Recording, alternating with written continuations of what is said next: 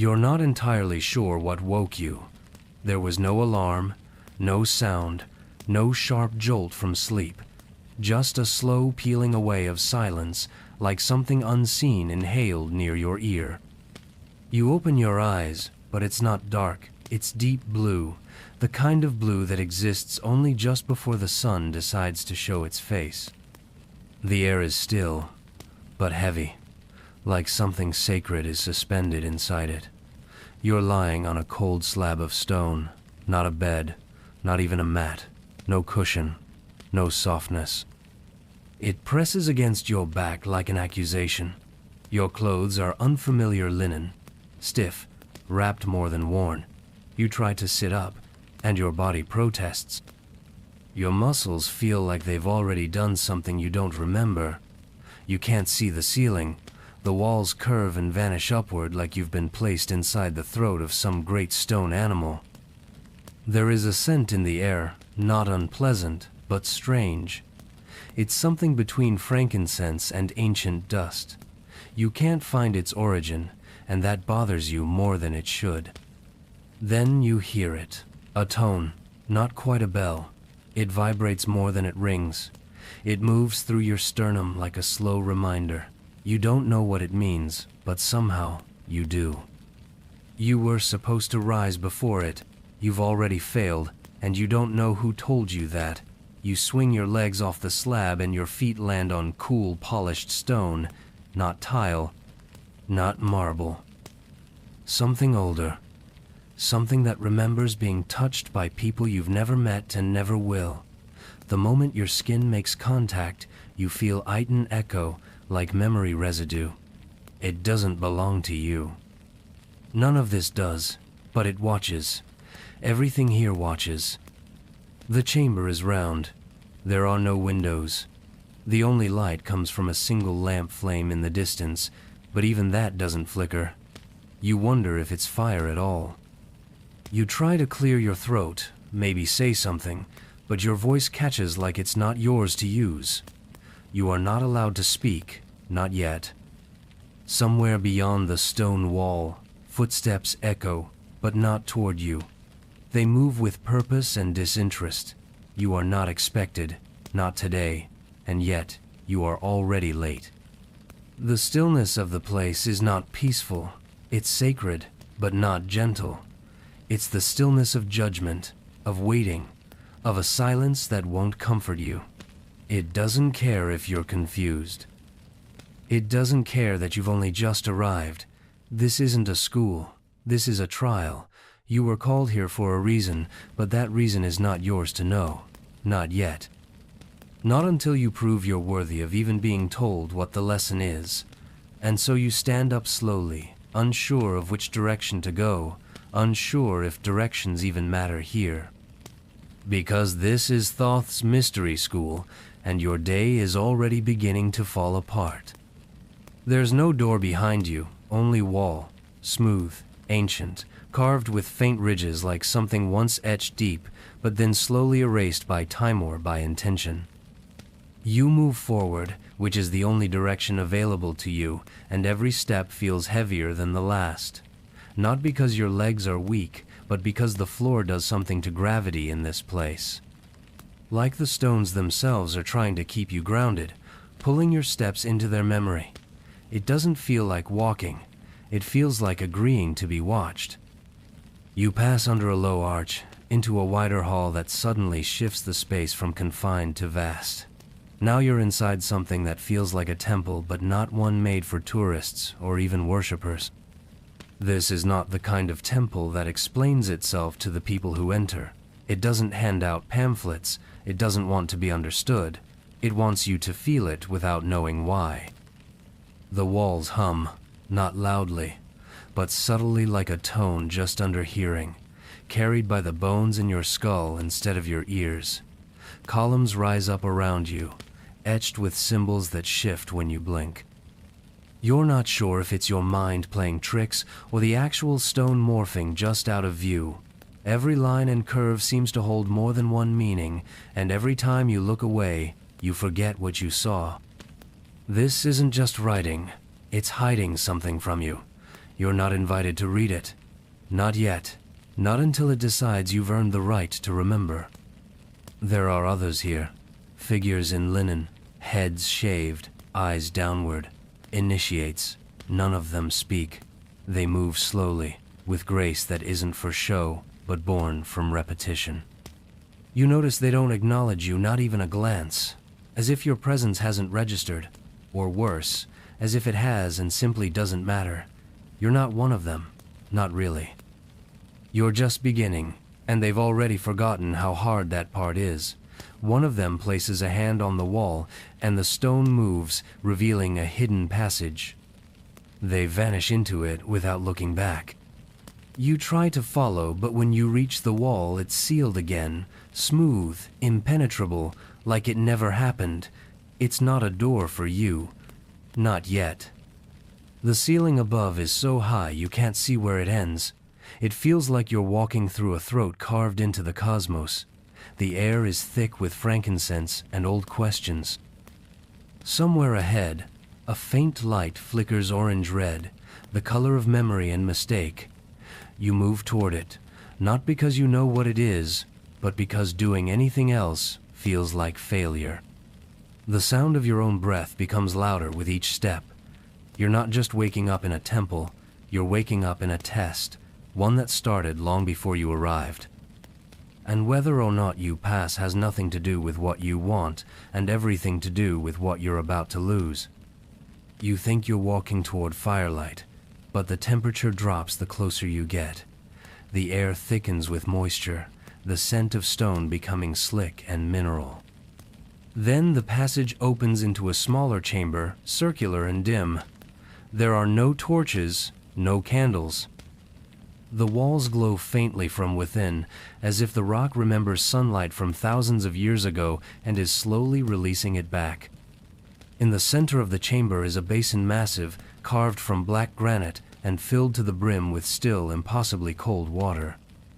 There is no steam, no ripples, just an unnatural stillness that doesn't belong to liquid. The water isn't moving, and that's the first sign that it's alive in a way you're not prepared for. You hesitate, of course. It's instinct. You've never been asked to bathe in sacred silence. You expect someone to explain what you're supposed to do, but no one does. You are alone. No attendants. No robes to change into. No towels. Just the cold, and a choice. You inch closer. The surface of the water reflects not your face, but something more vague. A blur. A silhouette that shifts depending on how you're feeling, not what you're seeing. It's not a mirror, it's a diagnosis. And apparently, you're not stable enough to appear clearly. There's no instruction to remove your clothing, but something about the space suggests you won't be allowed to move forward unless you do, so you do, awkwardly, with hesitation that feels louder than footsteps. The stone under your feet is colder now, slick with condensation. You place one foot over the edge and into the basin and immediately regret it. The water is sharp, not just cold, but biting. Like it's trying to remove something from your skin. The pain is subtle but surgical. As you lower yourself in, every muscle tightens, every nerve screams. It's not temperature, it's truth. And it doesn't care if you're comfortable. You sink until your shoulders are submerged. Arms folded across your chest, breath short. The water clings to you like it wants to keep you. You expect clarity, a vision, a message. Something to explain the suffering, but nothing happens, not out loud. The silence presses harder, and in it, you realize this is the first lesson. You don't get to ask questions here. This school isn't about answers. It's about whether you can endure what you don't understand. The water doesn't purify you. It exposes you. Every doubt, every regret, every unspoken fear, that's what you feel sliding off your skin like invisible oil. It's not being forgiven. It's being seen. When you finally step out, the air feels heavier on your wet skin. Your body shivers, but it's not from cold anymore. It's from recognition. The temple has now met your shadow. and it's taken note. You dry off with nothing, dress in silence. The chamber closes behind you without a sound. No congratulations, no welcome, no warmth, just a corridor that looks even darker than before. And this was just the water. Your stomach grumbles, loud enough for you to hear it echo back against the walls, which makes it worse. You hadn't noticed the hunger until now, but it hits you all at once, sharp, hollow, deep in your gut, like something's missing that used to be part of you. You start to wonder when the last time you ate was. Last night? 2 days ago? Time is slippery in this place. You can't remember. You don't know if it's morning or evening, because the sky doesn't exist here. No windows, no clocks. Just the inner clock of your body slowly turning into a question mark. You follow the corridor deeper and arrive at what looks like a dining hall. Long stone tables, floor cushions. Sconces on the walls that don't flicker, but burn with soft amber light. There's no one here, but bowls are placed carefully on the tables. Your hope rises before it crashes. They're empty. No bread, no fruit, not even water, just a bowl. Your name isn't written on it, but somehow you know which one is yours. You sit in front of it, your stomach aching. Your hands tremble slightly as they rest on the cool stone. You feel like a child again, sitting at a table you don't understand, waiting for someone to give you permission. But no one comes. No one speaks. And eventually, your hunger begins to feel like something else. Not punishment expectation. You're not here to be fed. You're here to fast. You think about complaining. To who, you don't know. But the urge is there. The idea that something about this is unfair, unreasonable. You've bathed in cold silence, walked in circles through symbols you can't read, and now you're supposed to grow wiser on an empty stomach. But then you notice something etched into the bottom of the bowl. So faint it's almost invisible. A spiral. Just one. A coil that curls into itself without end. You don't know what it means, but it quiets you. Not because it answers anything, but because it stares back, like a teacher who doesn't need to raise their voice. The silence around the table is not emptiness, it's intention. The fasting is not deprivation, it's interruption. The kind that pries your mind loose from its patterns. You're not being denied food. You're being asked who you are without it, without the cycle of want and receive, without the habit of chewing to distract yourself, without the comfort of a full belly as a shield from feeling what you haven't digested emotionally. You sit there longer than you'd like, hours maybe. No bell rings. No voice tells you you've done enough. You leave the table still hungry, but something in you has shifted. A realization you didn't want, quietly wrapping itself around your ribs. You're not here to consume. You're here to be consumed by silence, by ritual, by whatever this place thinks you can still become. At first, you think the silence is just circumstantial. A quiet morning, an abandoned hallway, a ritual that hasn't started yet. You tell yourself it will pass, that someone will speak soon, maybe offer instruction, maybe even smile and make you feel welcome. But the longer you stay, the more you realize the silence isn't a pause in conversation. It's the conversation. It's not the absence of noise.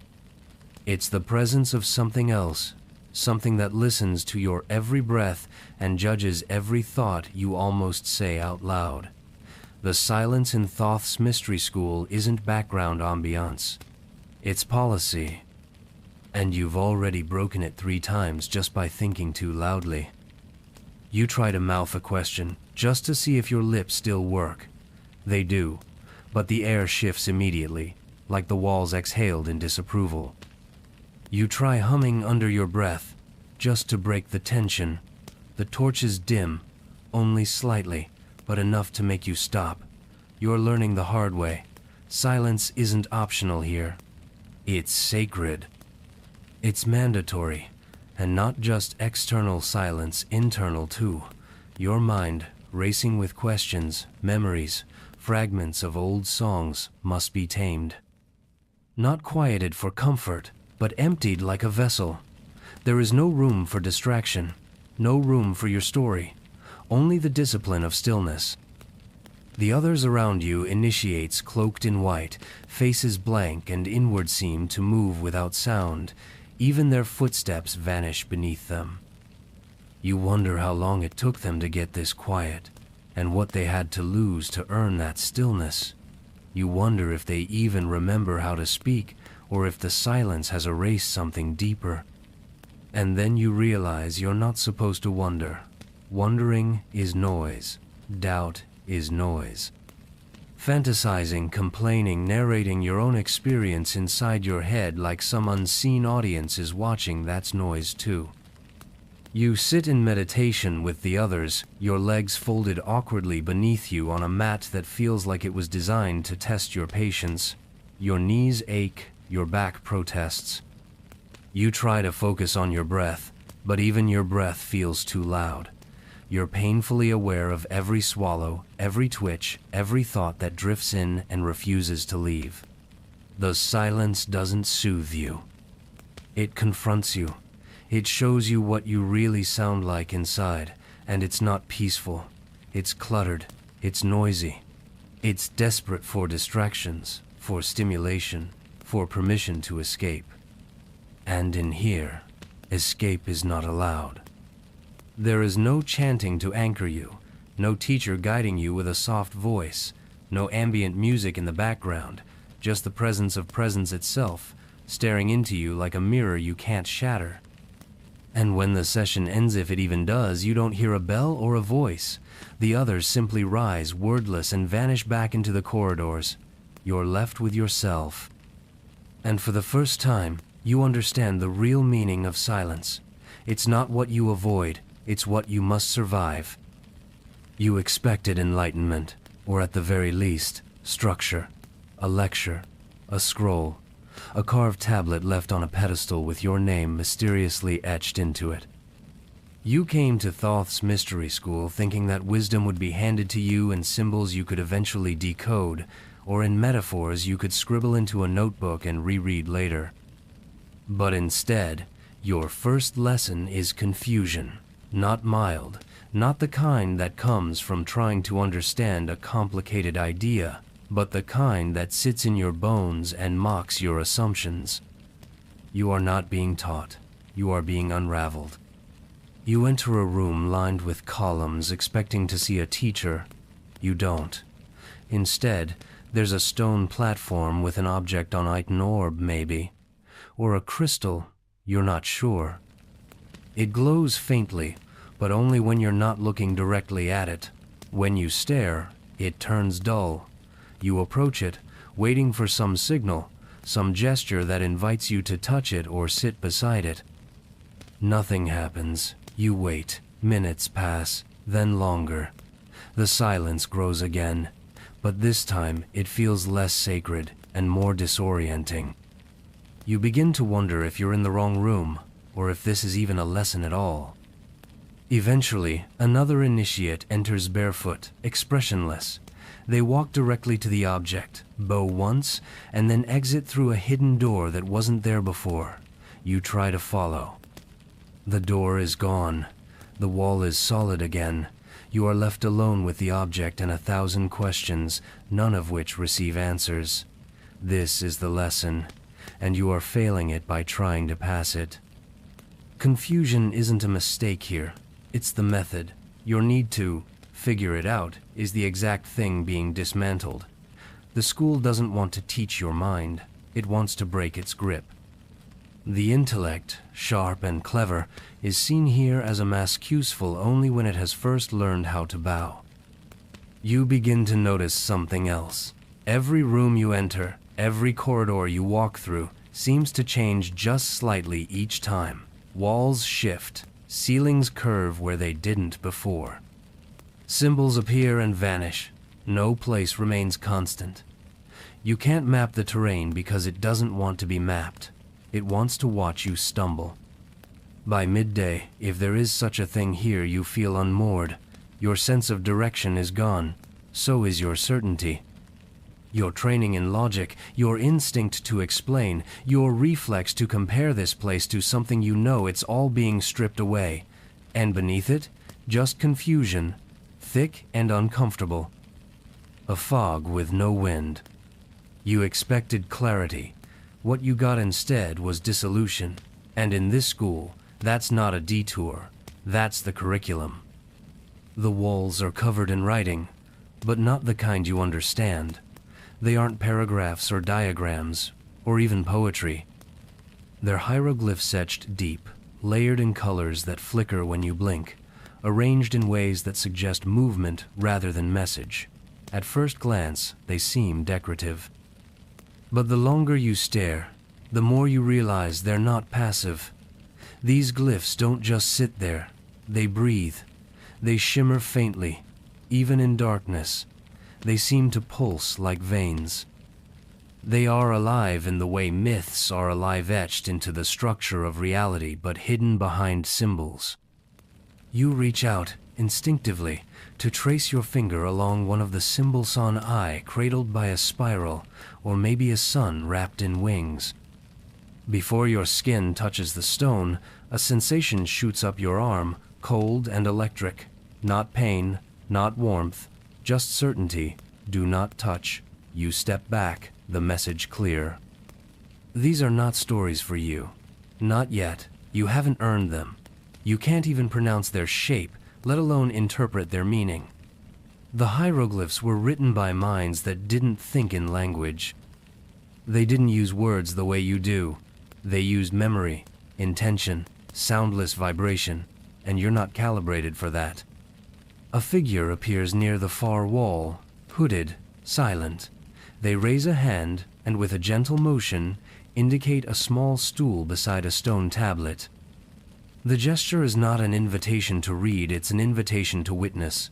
You sit, you don't speak, you don't ask what this is, you just look. And as you look, the glyphs begin to shift, not physically, but inside you. You begin to feel them as though they're rewriting something under your skin. You get the sense that you've seen these before, maybe in a dream, maybe in a life that no longer claims your name. For a brief moment, you understand one, just one.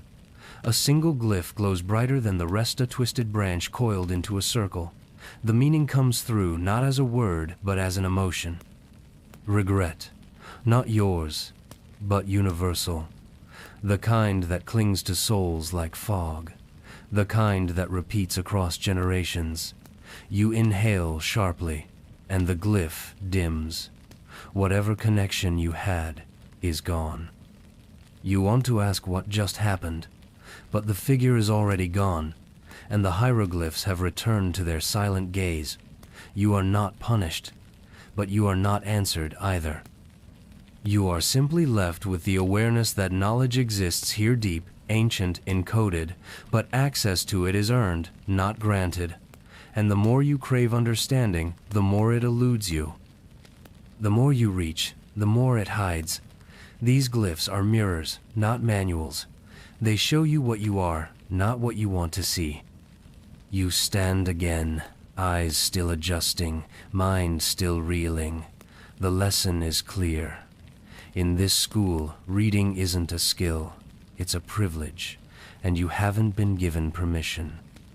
At some point, without transition or warning, the temple floor ends. Stone gives way to sand, not a gradual fade, but a hard line.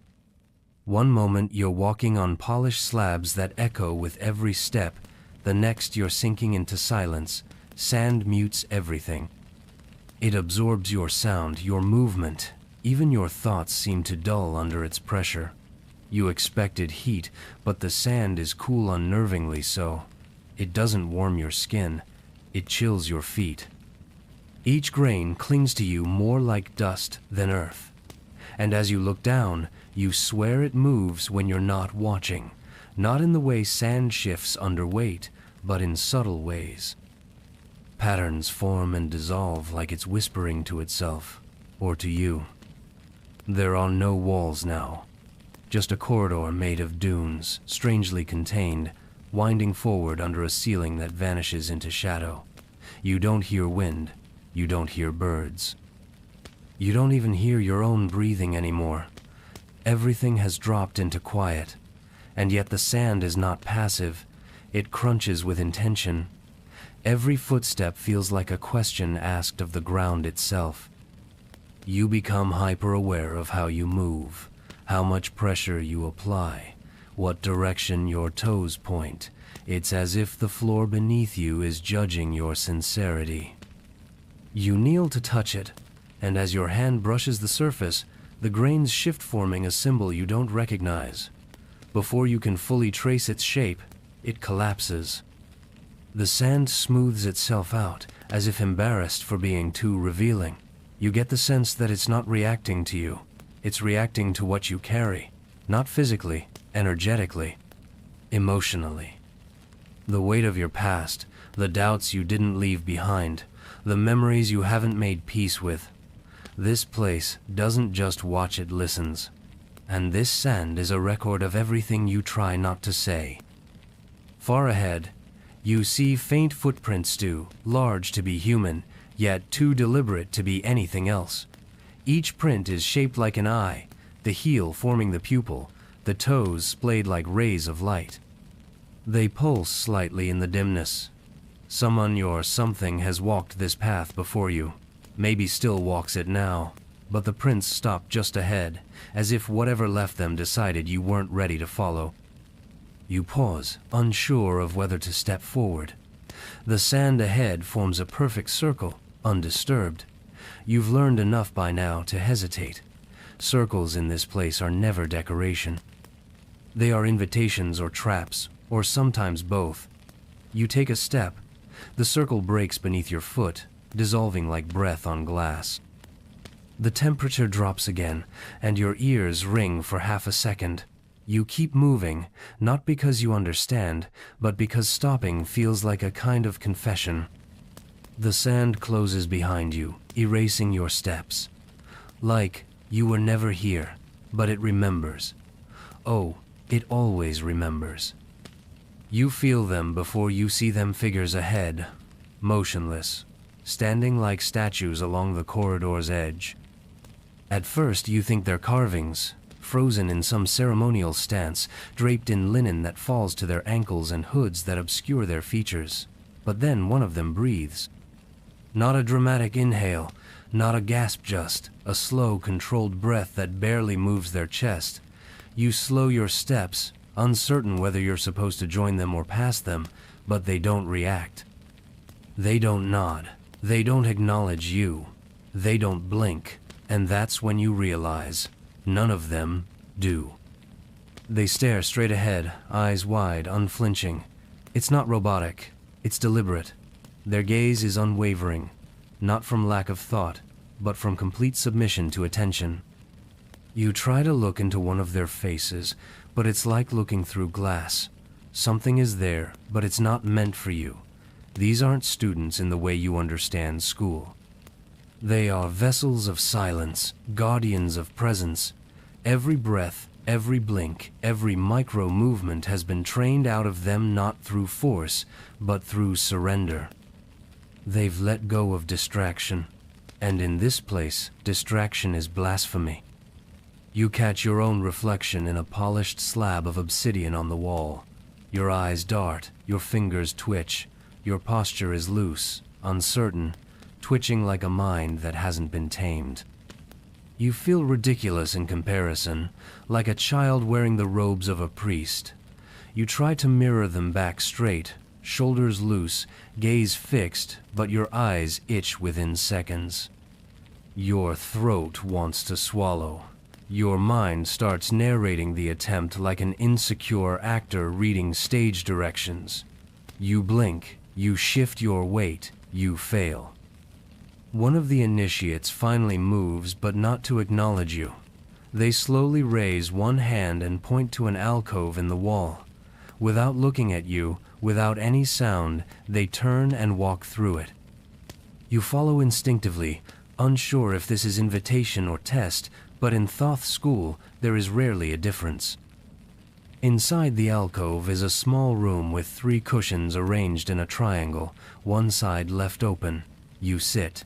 Another initiate follows behind you, closing the door without a latch. You're now inside a geometry you don't understand. You wait for a ritual, a chant, something, but nothing happens. The 2 initiates sit perfectly still across from you, eyes wide, breath low. No one speaks, no one blinks. Minutes pass, maybe hours. The longer you sit, the louder your body becomes. Your thoughts race, your spine complains. You begin to see your own mind the way the others must see it, flickering, restless, insecure.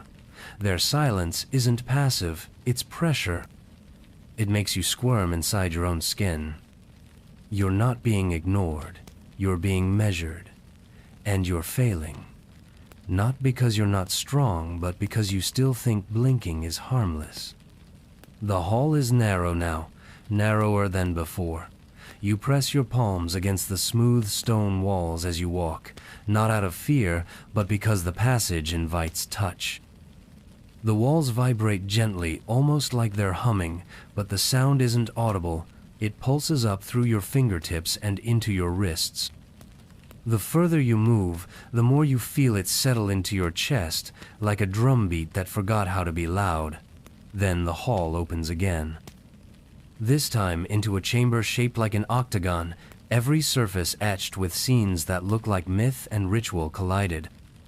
At the center stands a statue massive, robed, metallic gold, not shiny, not polished. Dull and weathered like it's been here longer than memory. The face is not a face.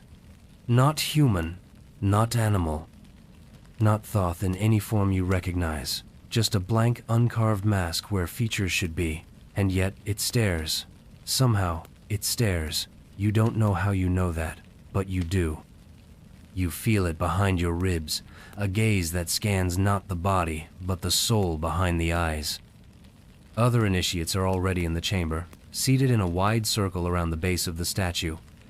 Perfect posture, still, silent. You join them, unsure what's supposed to happen. There's no fire. No chanting, no ceremony, just the weight of presence heavy enough to make your knees ache. You try to count the others, but every time your eyes move from one to the next, you lose track. You blink. The statue's hand has moved. No one reacts. You blink again. A second hand is now raised, palm open, fingers extended like a gesture of warning or invitation. You're not sure. Still, no one flinches, no one gasps. No one acknowledges the shift. You realize this is the test, not the statue, not the movement. You. Your response is the lesson. Noticing is not enough. In this school, awareness is meaningless without discipline. You are being shown the impossible and expected not to react. The statue's head turns, just slightly. Its blank face angles to the left. You hear your own breath hitch. A subtle exhale, the tiniest intake of fear. And that's when the floor beneath you shudders. Not an earthquake, not danger. Just a response, a mirror held up to your nervous system. You flinch, and the temple flinches back. Across the circle, an initiate turns their head, just slightly, toward you. No expression, just a glance, and in that glance, an entire sentence. You moved. The statue settles again, still, as if nothing had happened, but you know better now. You sit in stillness, trying to erase your own pulse, wishing you could rewind your own reaction. But this school doesn't rewind. It remembers, and it watches, and now, so does the statue. You came here expecting a deity you could understand, a wise old man in ceremonial robes. Maybe a bird-headed figure like the ancient scrolls depict, ibis-faced and serene, holding a staff or a pen framed in gold light. Something majestic, something decipherable, something safe. But when Thoth finally appears not in a vision, not in a dream, but in the corridor ahead of you, He doesn't look like anything you rehearsed in your imagination. He doesn't walk, he emerges, slowly, like a thought that becomes form, and what stands before you is not a man, not an animal, not a god as your mind has labeled gods. It is awareness given shape, and it is not smiling. Thoth doesn't glow. There is no halo, no theatrical entrance. His presence is the opposite of performance. It simply is, and you feel it before you see Iten ache in your solar plexus, a vibration behind your eyes, the sensation of being read like a page written in your own blood. He is tall, but that isn't the point. His skin shifts in tone bronze, stone, obsidian never settling. His eyes are not eyes, they are apertures, openings into something older than light. Looking into them is not encouraged, not because it is forbidden, but because it is overwhelming. He doesn't speak. There is no mouth, and yet you hear him, not as words, as compression, as weight, as truth that doesn't ask for your agreement. You feel your thoughts slow under his gazano in peace, but in paralysis. Every unfinished lie, every polished spiritual identity you constructed for yourself, every clever narrative you told others about your path, they all begin to disintegrate in his presence, not out of shame. Just exposure. You are not being judged.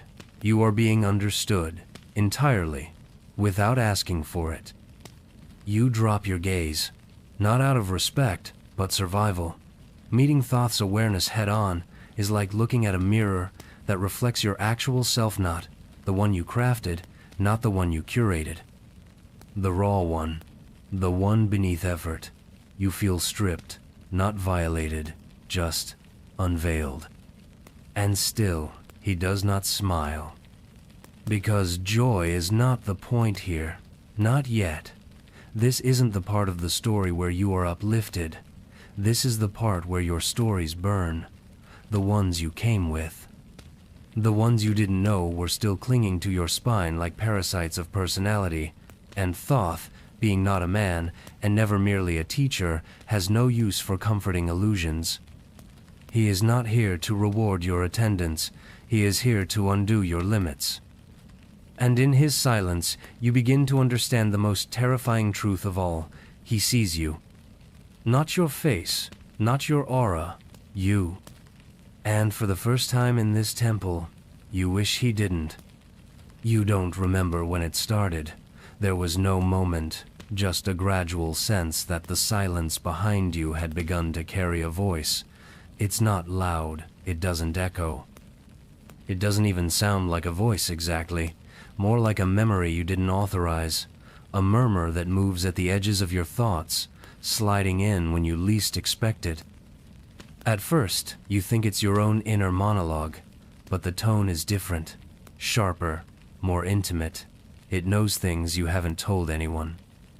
And it says them with a familiarity that makes your skin prickle. Your shadow is talking, and it sounds like you, but older, meaner, and not entirely human. In Thoth's Mystery School, you learn quickly that the curriculum isn't linear.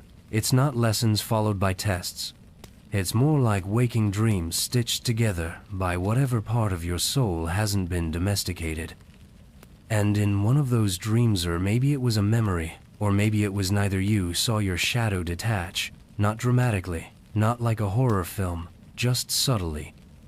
You walked past a torch, and the shape that should have followed you lingered, turned slightly, stared back, and now, here in the stillness, you realize it never reattached. The whispering grows bolder as you continue your path. It doesn't offer prophecies, it offers commentary. That smile you faked, that promise you never meant, the moment you flinched and called it instinct, it's not cruel, but it is merciless. It remembers every version of you that you tried to forget. Every lie you told to survive, every mask you painted with sincerity, and now it demands you acknowledge them. Not to punish you, but because in this temple, shadow is curriculum. The initiates around you don't seem bothered. They walk silently, absorbed in their own communion, which means this isn't happening to you. It's part of the process, a phase, a mirror. Maybe even a graduation.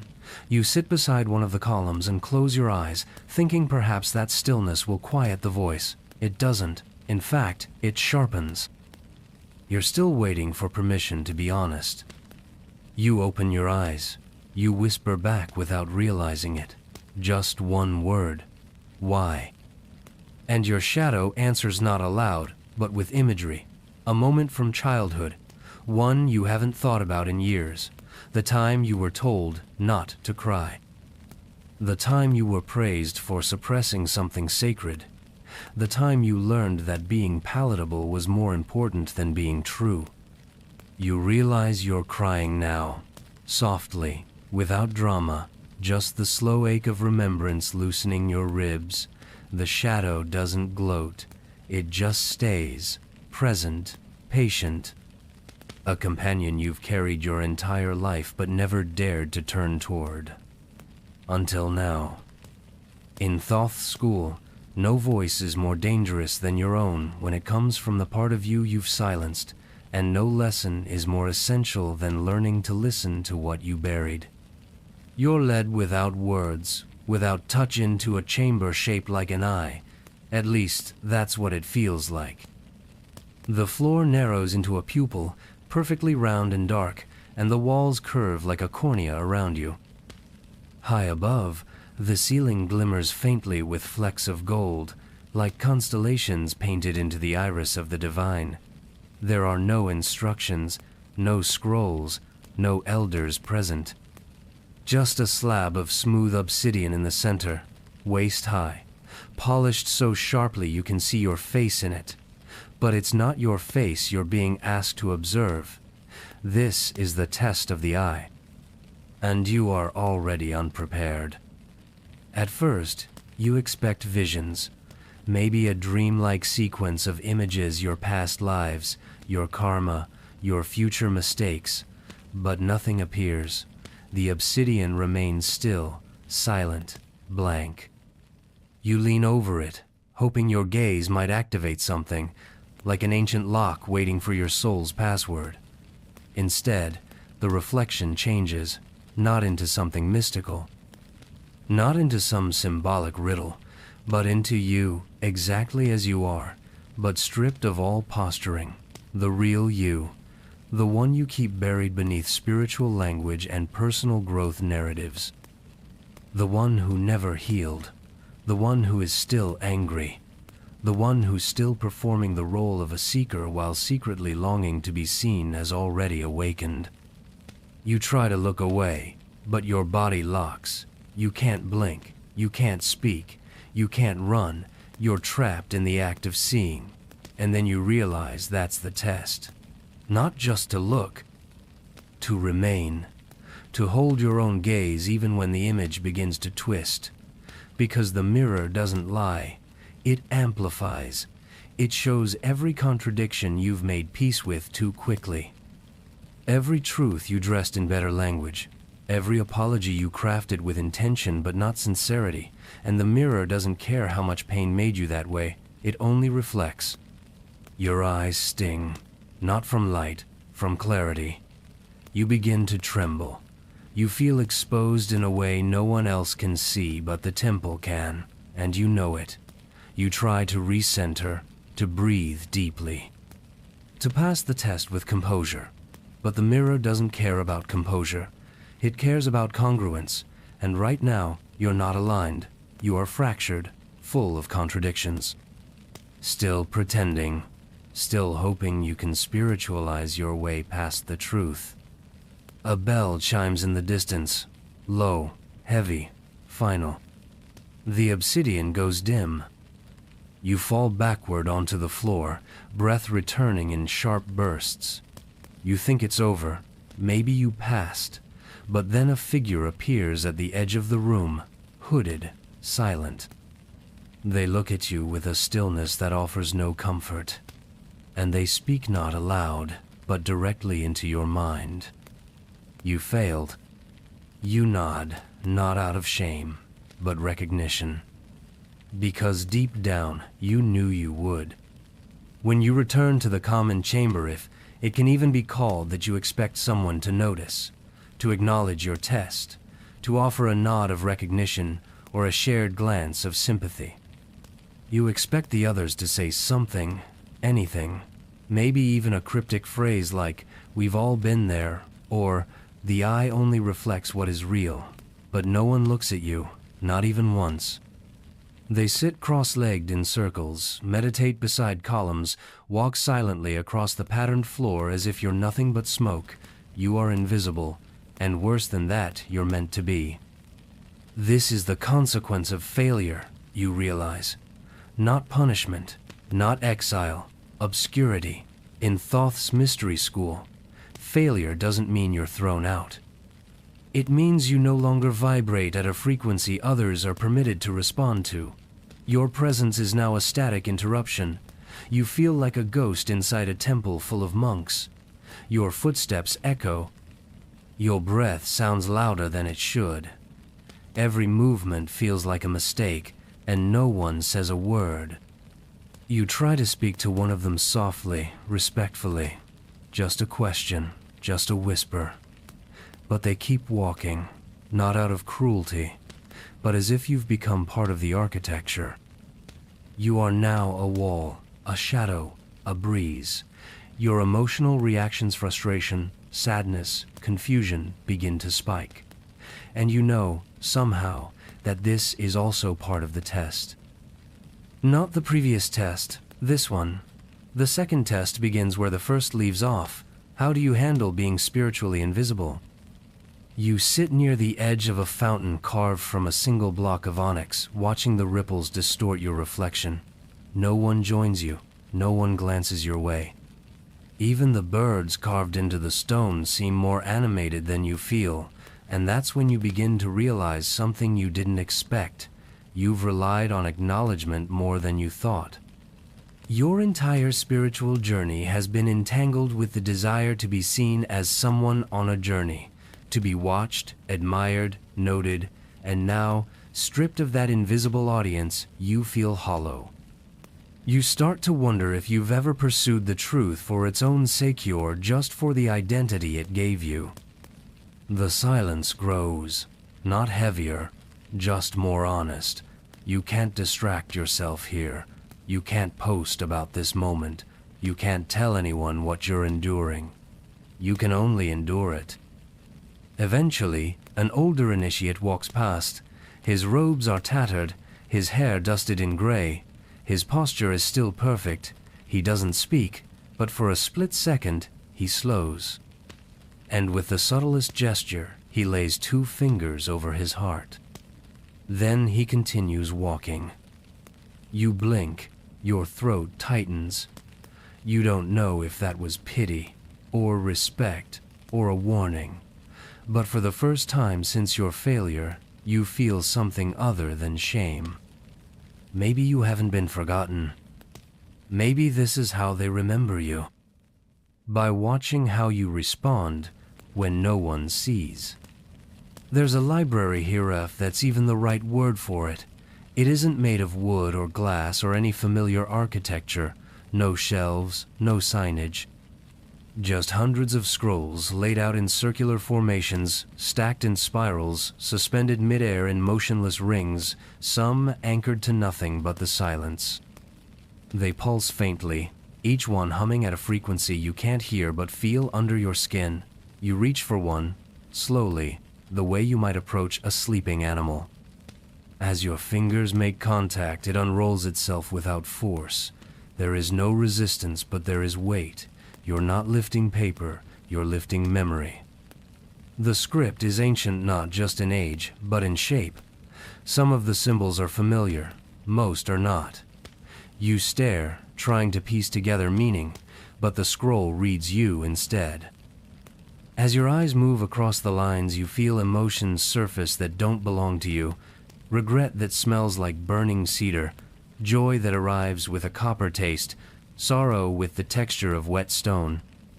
These aren't your feelings, these are echoes. You're not studying the past, you're experiencing it. And then you blink, The scroll changes. Not abruptly, not in a flash, just slightly. A curve becomes a corner. A symbol disappears. The spacing shifts. You blink again.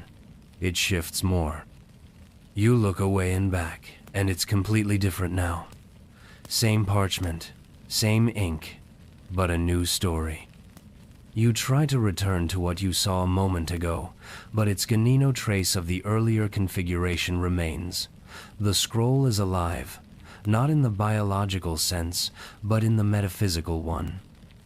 It responds to the observer, and you begin to understand why initiates spend years in this room, sometimes a lifetime, because here, truth is unstable. It morphs as your consciousness morphs. It reflects your understanding, and only what you're ready to understand. You try to test it. You close your eyes and think of someone you lost. You picture their face, the pain, the words you never said. Then you open the scroll again, and it's now a poem, perfectly shaped, describing your grief in a language you've never studied but instantly recognize. You want to copy it. But the moment you reach for ink, the scroll tightens. The letters pull inward. The message retracts. Not because it's angry, but because it was meant for that moment. Only that moment. And moments don't repeat in Thoth's school.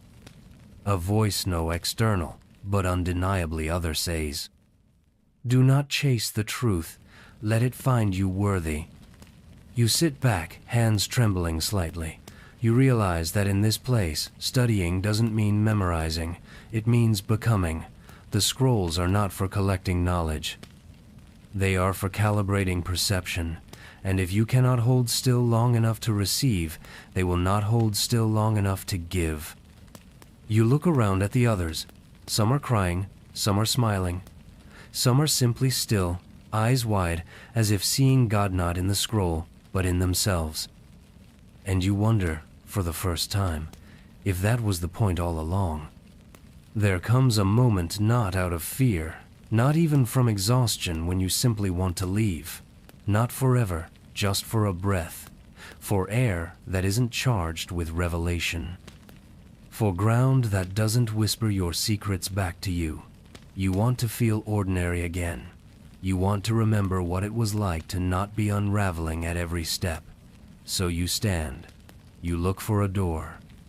Not a symbolic one, a real one. A hallway, a staircase, anything that points toward exit. But Thoth's mystery school was never built to contain you. It becomes you. And there is no outside to return to. You wander into one of the outer halls, passing walls that used to be familiar. They aren't anymore. Symbols that once pointed toward directions now seem to shift under your gaze. Arches that led to staircases now loop back into the same room. There are no signs, no guards, no. You are here, diagrams carved into the stone. The temple is not stopping you. It's just indifferent to your leaving, like an ocean that doesn't notice the swimmer, or a dream that doesn't care about the dreamer. You try to retrace your steps, remembering the angle of the torchlight, the echo of your feet, the sequence of rooms. It doesn't help. The architecture has rearranged. Or maybe it never had a shape to begin with. Maybe your certainty of direction was always an illusion given to you by the temple itself as part of the lesson. And now, because you've entertained the thought of escape, it's withdrawn that courtesy. You sit for a moment beneath a statue of a lion with a serpent's tail. It doesn't speak, but its presence implies patience. The kind of patience that watches mortals try to negotiate with mysteries they haven't earned. You whisper, just once, "I want to leave." And the walls whisper back, not in anger, but in something much worse, silence. Because leaving isn't prohibited. It's impossible until you've unlearned the version of yourself who wants to leave. That's the hidden geometry of this place. It doesn't trap your body. It traps your identities, and as long as the part of you who resists is still leading, the temple will not open. Because this isn't prison. It's reflection, and the reflection only changes when you do.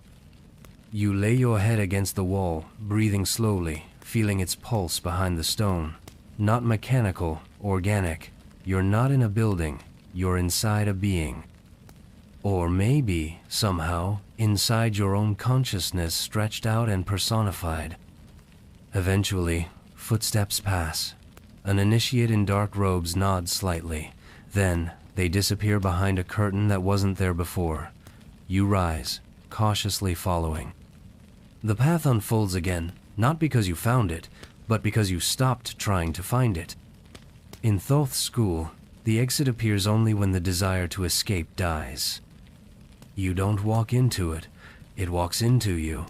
Or maybe it's always been around you, waiting for you to become quiet enough to notice. One moment, you're in a long corridor etched with unreadable glyphs. The next, you're inside a chamber that wasn't there seconds ago. No doors, no torches. Just a soft golden glow that seems to come from nowhere. The room is circular, smooth, warm not from temperature, but from memory. You feel something strange rise up in your chest, recognition. You've never been here, and yet it knows you. The walls breathe, not visually, not literally, but viscerally. Like the entire chamber is exhaling around you, adapting itself to your emotional pulse. There are no scrolls here, no initiates, no rituals, just a low table in the center, carved from white stone veined with blue light. On it, a single object, a mirror. Not glass, not polished metal, something denser. Liquid and solid at once. You lean over it, expecting to see your reflection. You don't. Instead, you see scenes from your childhood, your first lie, your first true silence, the moment you betrayed your own intuition.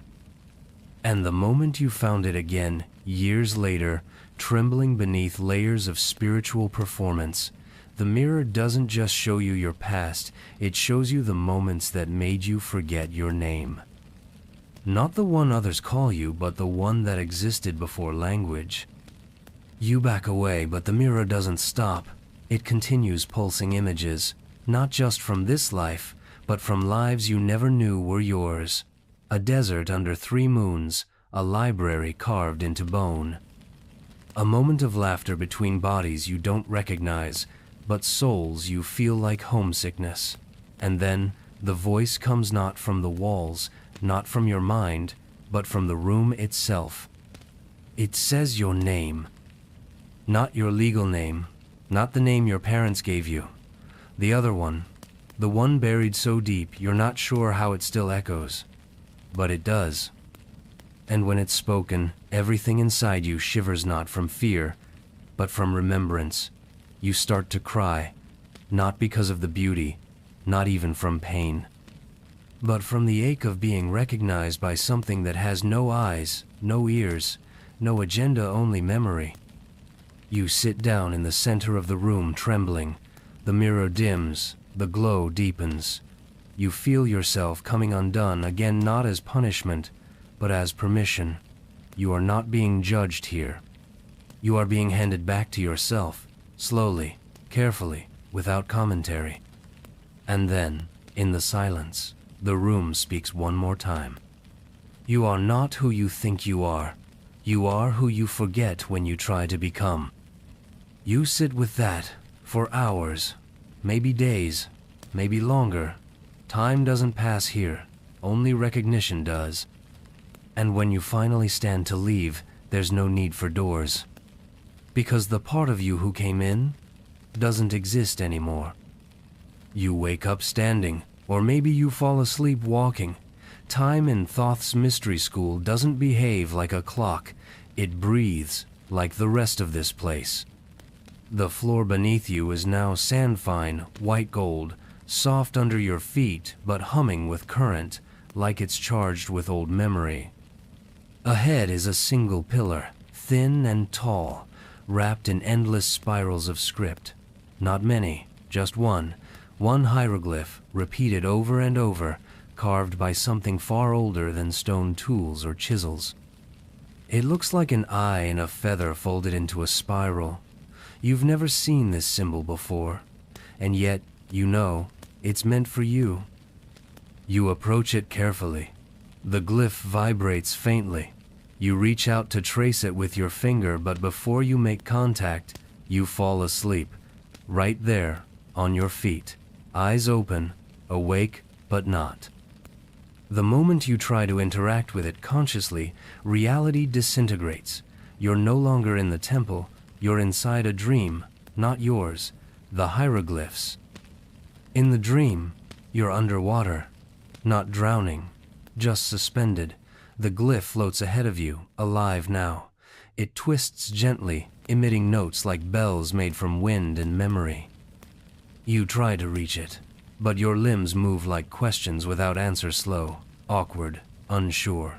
You get close, and the glyph moves again, not evasively, curiously. Like it's trying to remember you. This is the second part of the lesson. The glyph isn't just a symbol, it's a consciousness, and it's testing whether you recognize it as something living. You let go of trying to reach it. You let yourself float. You surrender. And that's when it stops. It hovers still, waiting. You move slowly, not to grab it, but to receive it. As you do, it unfolds not physically, but emotionally. Layers peel open, like flower petals made from emotion. With each opening, memories flood in, not words, not images, just knowing. You know now that this glyph holds your purpose not in a career sense, not as a mission, but as a vibration, a tone your soul was designed to echo. When you wake, you're back in the sand chamber. The glyph is still on the pillar, unchanged, and yet, you feel different, like something has been etched into your bones. You try to draw it later on the wall, in the dirt, even in your breath, but it doesn't appear. Not because you've forgotten, because it's no longer external. One of the elder initiates passes by. She sees the look on your face and nods. You dreamed with the script, she says. That means it's inside you now. You want to ask what it means, but something in you knows that meaning is not the point. Activation is, and it's already begun. Later that night, in your sleeping mat, you dream again. The glyph is there. It pulses once. And your spine answers like a tuning fork struck by the hand of something divine. You were told the past doesn't matter, that this life is the only one you need to focus on, that healing is here, in the now, and maybe that's true outside these walls. But in Thoth's mystery school, memory isn't just Baggageite's curriculum. And nowhere is that more obvious than at the fountain buried deep beneath the temple, in a chamber carved from obsidian and blue salt. No torches, no inscriptions, just the sound of water dripping, not from above, but from the center of the air, as if time itself is condensing into droplets. The fountain doesn't look special. It's not grand. It's small stone bowl, waist height, water perfectly still. You're told nothing before you approach it. No warning. No initiation rite. You're simply led to it by a silent figure who disappears once you arrive. You peer in, expecting your reflection. Instead, the surface stays dark. Then it ripples, not from your movement, from your intention. And before you can blink, the images begin. At first, they're abstract. Colors you don't have names for, geometries that feel like forgotten languages. Then come the faces, not yours, not in this life. But you recognize them in the marrow of your being. A woman in a burning village, holding a dagger and screaming names you don't know. A child in robes, standing before a council of beings that pulse with starlight. A man in chains, choosing silence over betrayal, even as the ocean devours him. They're not dreams. They're not metaphors. They're you. You flinch, trying to look away, but your feet won't move. The fountain holds you not physically, but magnetically. It's not punishing you, it's completing you. These lives, these moments are not side quests. They are parts of your soul that have been exiled from your story. And here, now, they're being called back home. You see a lifetime where you betrayed someone you swore to protect. Another where you abandoned your path for comfort. Another where you touched divinity and ran from it, too afraid to carry its cost. Some of these lives don't feel human. One is made entirely of sound. Another exists in a dimension made of golden fog and emotion. All of them are true. All of them are you. And then comes the worst one. The one that makes you fall to your knees. You see yourself in a life where you had all the knowledge and used it to manipulate. You weren't a victim. You were a priest, a scribe, a speaker of the divine, and you abused it, not out of evil, out of fear, out of pride, out of the desire to be seen as holy instead of actually becoming it. The fountain goes still. You are shaking, not because of the horror, but because it makes sense now. The guilt, the shadow, the blocks you could never name. They weren't from this life, but they've followed you. Because you never let them speak. And now, you have. It happens in the quiet, not after a lesson, not during a vision, just after waking, when the temple is still wrapped in early morning silence and the stone beneath your feet still holds the cold of the night. You rise, not knowing where you're going, only that something is pulling you. Down corridors veined with golden thread, past archways that hum when you pass. Until you reach a room you've never seen before, but that feels like it's been waiting for you. There's nothing inside except a pedestal and a single strip of papyrus floating above it, suspended in air like it's caught in a breeze that doesn't exist. You approach slowly. The air thickens around you, not physically, but emotionally. Like walking into the middle of a memory you don't yet recall. The papyrus tilts forward, presenting itself. On it is a single word, or at least, what your eyes recognize as one. The script is unfamiliar, ancient beyond reckoning, not Egyptian, not Sumerian. Not anything that's ever been recorded in human language. It looks like a spiral within a glyph, within a heartbeat. And the moment you see it, you feel it. Your name. Not your current name, not any name you've ever heard, but the name underneath all of them. The one your soul has carried through every incarnation, the one whispered in between lifetimes. The one you heard in dreams and forgot the moment you woke up. It doesn't make sense. It has no vowels, no meaning you can explain. But when you see it, you remember who you are. It hits you like heat in the spine. You fall back, catching yourself on your hands. Your breath shortens, not from fear, from intensity. From the overwhelming grief of being recognized by the universe in its native tongue, you realize this is the name you were given before you chose the lives you lived, before ego, before trauma, before mission, before identity. This is the essence. You try to speak it aloud. Your throat contracts, not out of danger, but reverence. You are not meant to speak it. You are meant to become it. A hooded initiate appears in the doorway, as if summoned by your awakening. He says nothing, just stands in the silence with you. Then he gestures once toward the papyrus. You nod. You know. The word will not remain visible for long. These names are not awards, they're assignments. As you leave the room, you feel a new weight in your chest. Not heavy, just solid, centered. Like a compass has been installed beneath your ribs. The temple doesn't congratulate you. There is no ceremony, no ritual, just a subtle shift in the way space moves around you, like even the architecture now recognizes what you carry. And from this moment on, whenever someone speaks to you, a small voice inside will echo back. That's not your name, not anymore.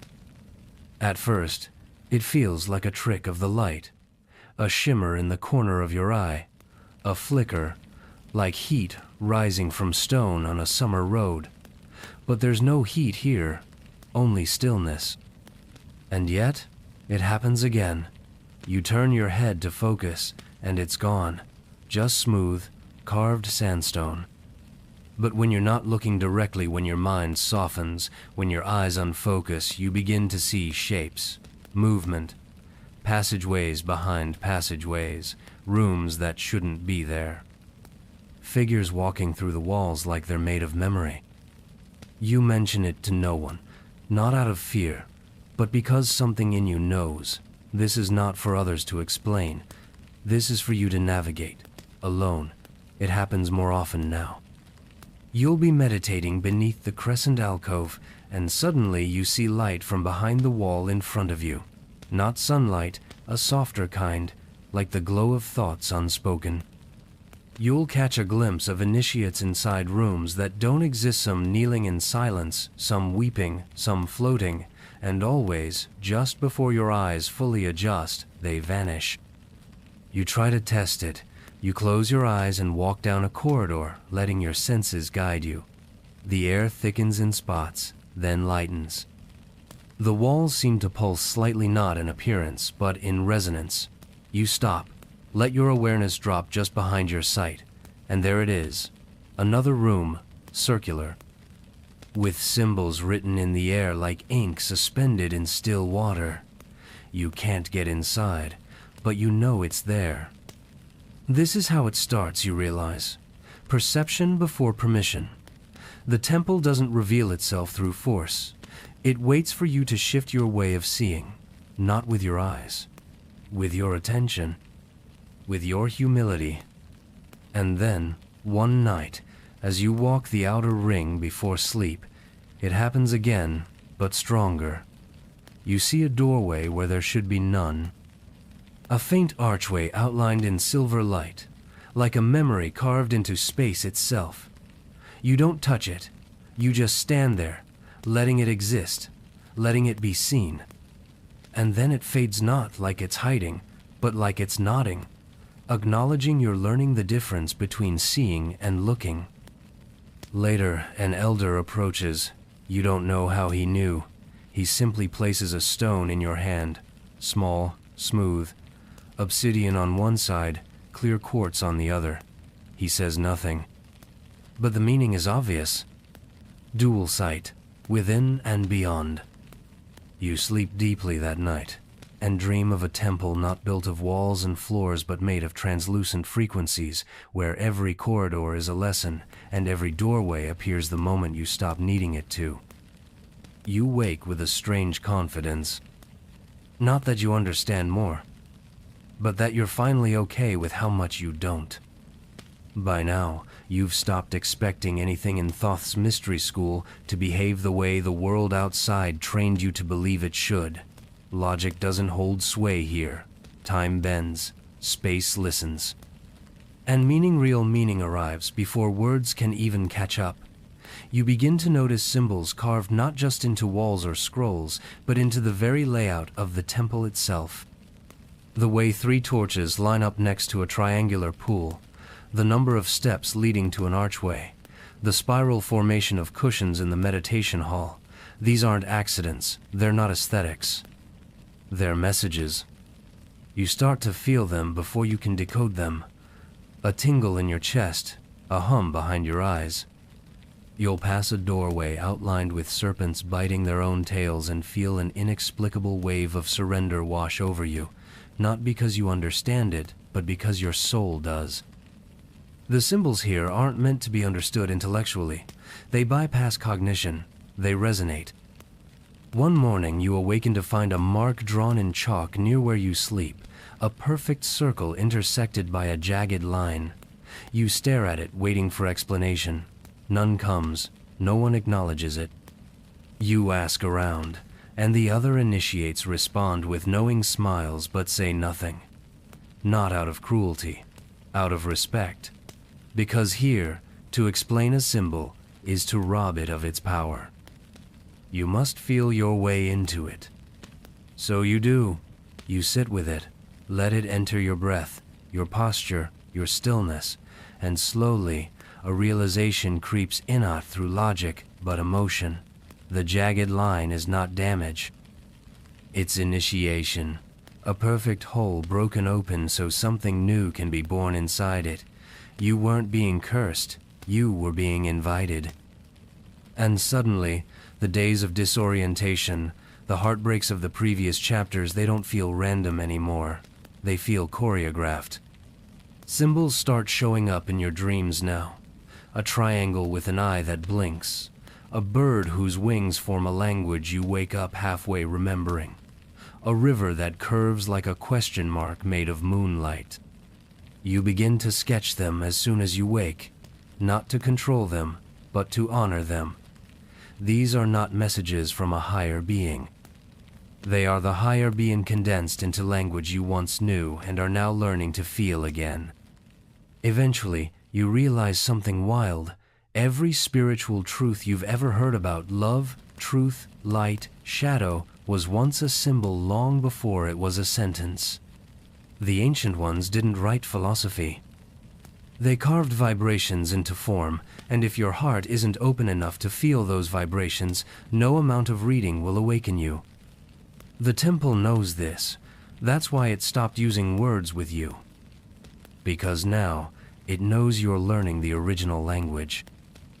The one written in silence, remembered in dreams, and felt in the body before it ever touches the mind. You don't fall. That's the first thing you notice. When the floor opens beneath you, it doesn't do so violently. There's no cracking, no collapsing. Just a soft, soundless slide, like stone making room for a deeper truth. You're in a meditation room, quiet and alone. One breath, two, and then the ground beneath your cushion shifts and reveals a staircase spiraling downward narrow, illuminated not by flame, but by a dim bioluminescent glow pulsing from the walls themselves. You rise and descend, not because you were told to, but because your body already knows the way. The staircase doesn't end in another room. It ends in stillness, a circular chamber, quiet, perfectly silent, no symbols here, no torches. Just a single stone table at the center with a slab of light hovering above it. Not projected, not made of glass. It's light made solid, humming gently, shifting in colors you don't have names for. You feel no fear, just an ancient ache you can't place, like the anticipation of remembering something long buried. You approach the slab. On its surface are lines, writings, signatures, and suddenly a jolt passes through your spine. Not pain, recognition. You've seen this before. In dreams you forgot. In flashes during moments of déjà vu, this is your soul contract. The agreement you made before this life began. The one you signed when you still remembered who you were. It's written in symbols, but they don't need translation. You feel the essence of each clause as you read. You will forget. You will experience abandonment. You will meet someone who reflects your deepest wound. You will lose what you love, and if you survive that, you will remember. There's no drama, no divine punishment, just calm precision, a blueprint for awakening. You trace your finger along the edge of the light slab and see other names, other contracts. Some intertwined with yours, people you haven't met yet, people who have hurt you, people you will one day heal. Their names shimmer beside yours like threads in a tapestry too massive to see from this close. You feel a mix of things, grief, yes, but also awe. The suffering in your life, it wasn't random. It wasn't meaningless. It was agreed upon, not as punishment, but as passage. Each heartbreak a doorway, each betrayal a redirection, each delay a calibration toward the path you swore to walk once the veil lifted. Then comes the hardest part. You see the clause that reads, "You will doubt this was ever your choice." And in that moment, everything clicks. The resistance, the confusion, the pain of feeling powerless in a life you designed yourself. That was part of it. Because true awakening isn't remembering the contract, it's honoring it anyway even when it feels unfair. You sit there for a long time, not asking for it to be different, just finally ready to walk the rest of it awake. It begins without announcement. One evening, during the last meditation of the third moon phase, the elders begin moving differently, slower, more reverent, as if even the air has thickened into something sacred. You're told to follow, no explanation, just a silent procession through passageways you didn't know existed. The torches along the walls glow blue instead of orange. The sound of drum slow heartbeat deep echoes through the corridors like a memory being carried forward. You reach the inner sanctum, a place you've only heard whispers about.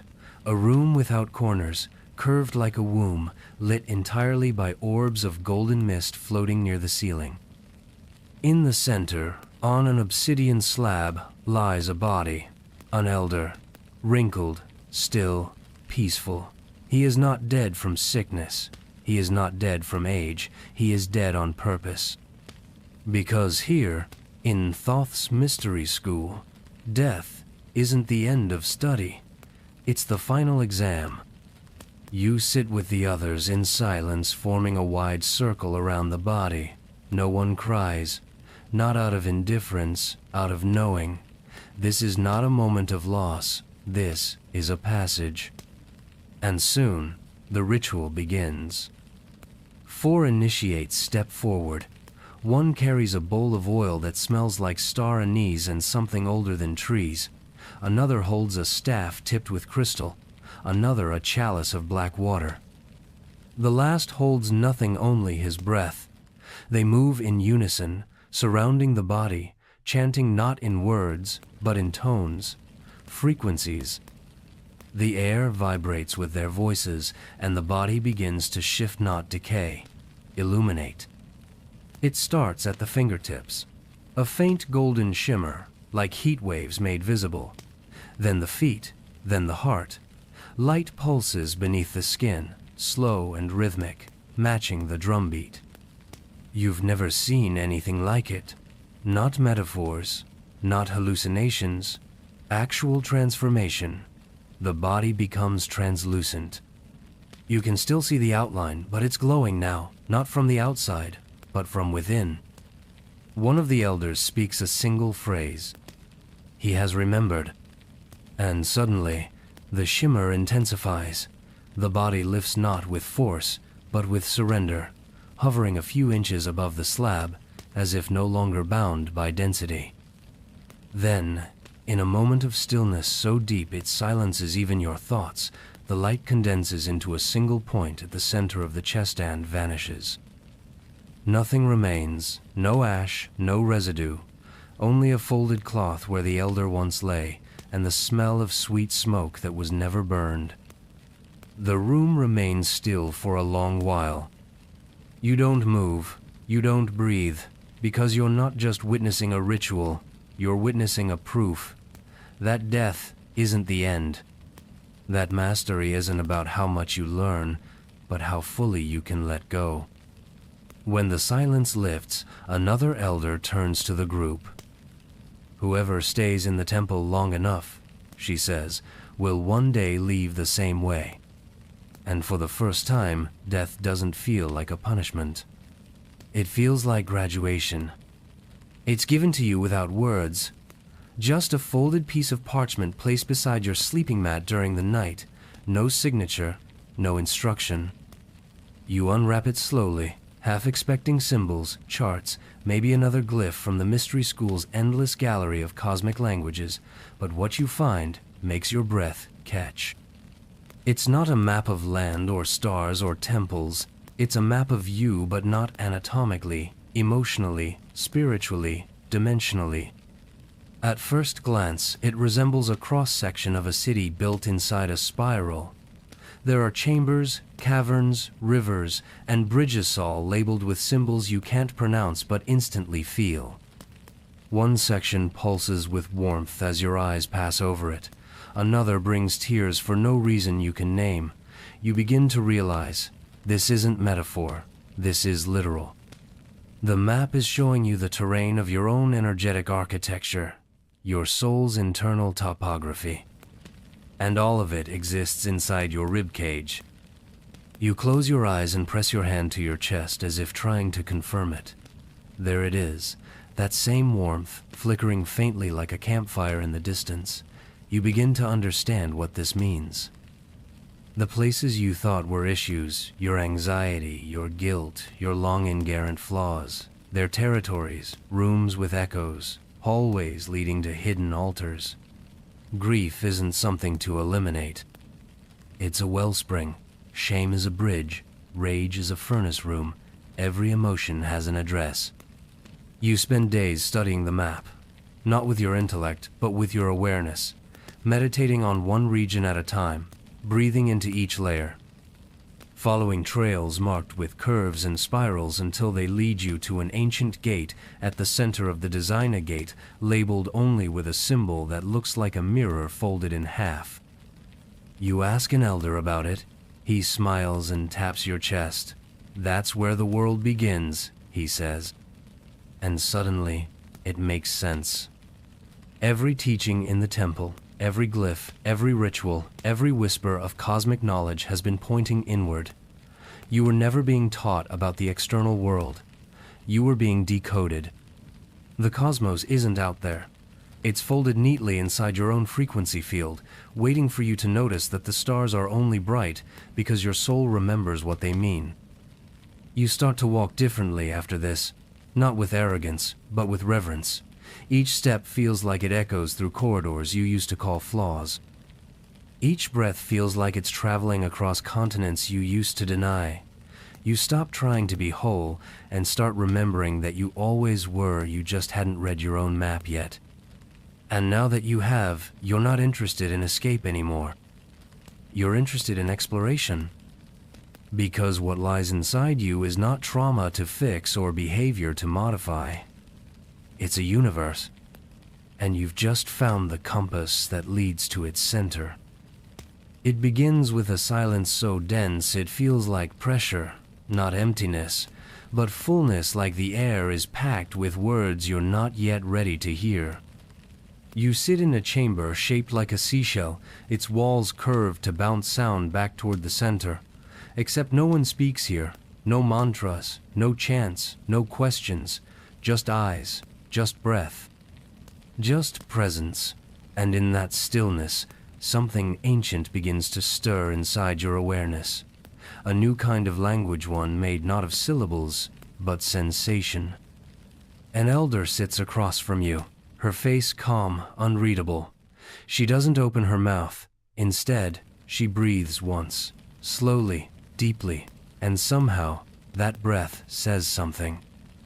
You don't know how, but you feel it.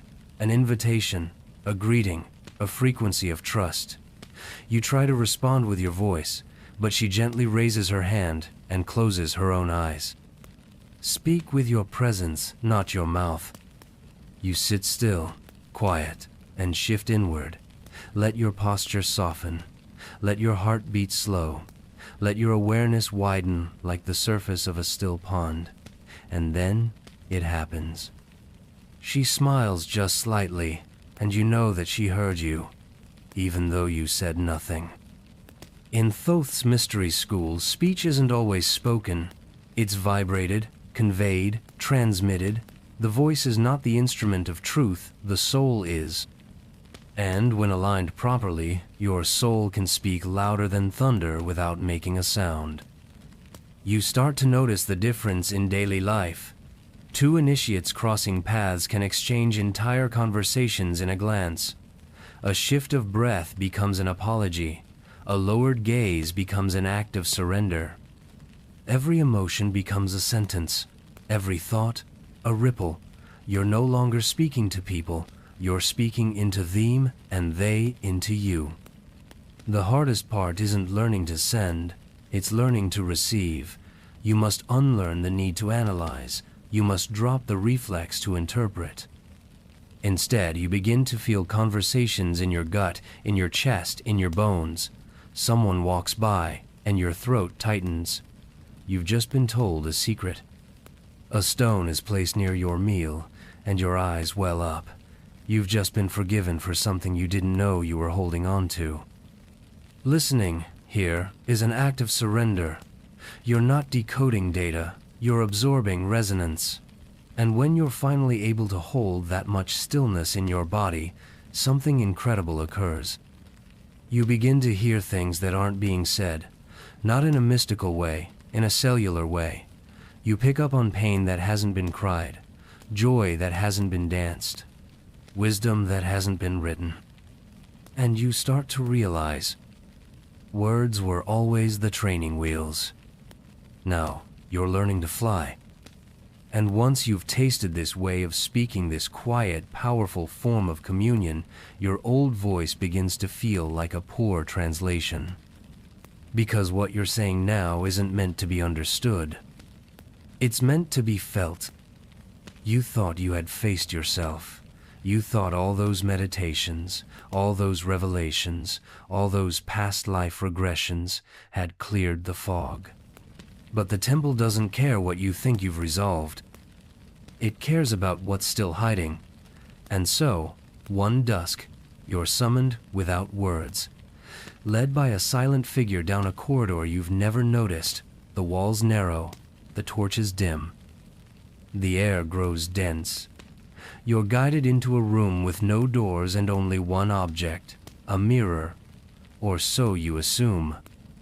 But it doesn't show your face. You stand in front of it, expecting your reflection. Nothing, just darkness. You move, it doesn't follow. You wave, it stays still. Then, slowly, shapes begin to emerge.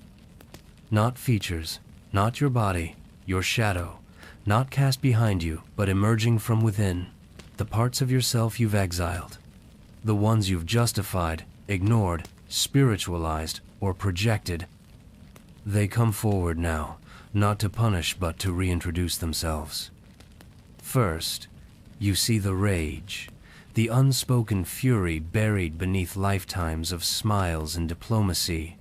Its eyes are yours, but sharper. Then comes shame, draped in the clothing of someone you swore you'd never become. Then the part of you that manipulates, not out of evil, but out of fear, fear of being unseen, unloved, unworthy. They all gather there, standing in the mirror like ghosts you never gave funerals to. You want to look away, but you can't. Because something deeper knows this is the curriculum. Shadow isn't your failure, it's your unloved genius. Each piece you see has a gift. Rage, when held with reverence, becomes courage. Shame, when embraced, becomes humility. Manipulation, when dissolved, reveals the primal ache to be held in truth. They're not your enemy, they're your teachers. Then, the mirror shifts again. You see a moment from childhood, one you forgot. You're hiding under a table, crying. Someone is yelling, you don't know who. You feel unsafe, and a decision is made, right there. You decide to become invisible, to make no waves, to never be the cause of conflict. That moment hardened into personality. It followed you into every life since. The mirror shows more. Decisions you made not with logic but in trauma, each one shaping your identity like a mask forged in survival. You fall to your knees.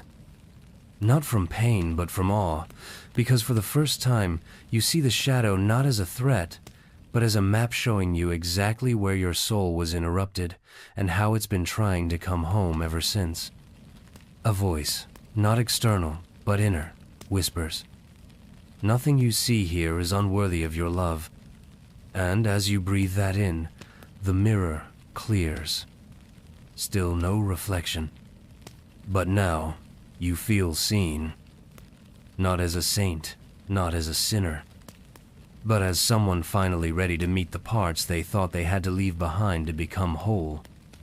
You're led outside the temple walls for the first time in what feels like years, though time in Thoth's mystery school has long since stopped obeying anything linear. The desert stretches wide and barren, the stars overhead burning like silent witnesses. A group of initiates gathers, robes rustling in the wind, but no one speaks. You're handed a thin crystal rod, warm to the touch, pulsing faintly like a heartbeat. The elder says only one thing before stepping back. Walk straight through, do not react. You don't know what she means until you hear it. Not wind, not thunder, voices, billions of them. Whispers, screams, pleas, criticisms, laughter, an entire storm of thoughts swirling in the space ahead. The air begins to shimmer, the horizon darkens, not from clouds but from consciousness. You're standing at the edge of a thought storm, a maelstrom, composed entirely of mental noise. And it's your thoughts. Not just from this life, from many. Your doubts, your obsessions, your regrets. Every inner monologue you thought had disappeared into silence, now amplified into a sky-rending vortex. You feel the pressure before you even step in, like a migraine made of memory, but there's no turning back. You step forward. Instantly, the noise intensifies. You hear your own voice berating you from childhood. You'll never be enough. They're going to leave you. You're faking it. Each phrase hits like a gust of wind, threatening to knock you sideways. You grip the crystal rod tighter. It steadies your balance, but only barely. Next come the seductions, thoughts promising comfort, distraction, numbness. You've worked hard enough. No one will notice if you quit. Why bother? The storm is intelligent. It knows where your weaknesses are. It doesn't try to frighten you, tries to soothe you back into sleep. But you keep walking. Halfway through, the voices change. They turn otherworldly. Entities you don't recognize. Thoughts that don't feel like your own. Doubt disguised as logic. Paranoia masquerading as insight. It becomes harder to tell what's yours and what's been inherited, picked up from parents, media, collective fear. The storm doesn't care. It throws everything at you. And the lesson becomes clear. Can you remain still inside the loudest chaos? You slow your breath. You feel your feet. You let the voices swirl but don't follow. You stop arguing with them. You stop analyzing. You stop identifying. You start witnessing. And something miraculous happens. The storm doesn't stop, but it widens. Space opens up between the voices. Stillness returns, not around you, but inside you. You reach the other side. Covered in dust, shaken, but intact. An elder meets you with a single question. What did you learn? You respond with a single breath. And the storm behind you begins to fade, not because it's over, but because you no longer feed it. You thought you had surrendered. Truly, you did. You let go of your old identity, your stories, your attachments to praise, to being understood, even to the version of yourself who arrived at the gates so long ago. But the temple knows the human heart hides its deepest tether beneath all the layers it claims to have shed. So, when the elders call you to the inner sanctum and speak plainly for the first time in moons, it strikes like a quiet lightning bolt. It's time to release the last thing you're still holding. And just like that, your breath catches. You already know what it is. It's not a person, though it might wear someone's face. Not a possession, though it might cling like one. It's the wound you secretly loved. The image of who you were supposed to become. The promise you made to yourself in silence that if nothing else, you'd at least keep this. Maybe it's the dream. The one that got you through the hardest nights. Maybe it's the pain. The one that made your struggle feel noble. Maybe it's a memory, polished so long you mistook it for truth. They don't ask you to explain it. The temple doesn't traffic in justifications. They simply extend a hand and wait. You stole, you panic, you rationalize, but you know, This is the final initiation, not into knowledge, into freedom. The paradox is sharp. To fully remember who you are, you must be willing to stop needing to be anyone at all, even the version of you that made it this far. You step forward. In your palm, the thing appears not physically, but energetically. You feel it leave your chest, float to your hand. It pulses, not with fear, with attachment. The last thread of self-definition. You can't even name it, but you know its taste, its weight, its warmth. Letting go feels like a kind of death, not of the body, of the identity that has secretly held you hostage with its sacredness. You place it into the fire they've lit, not an ordinary fire. This one glows blue and white, flickering not with heat, but with awareness. As it touches the flames, you feel a pull in your ribs, a release in your jaw, a silence in your mind, and then a shudder. Not from loss, from return. Because that thing you released, it wasn't you.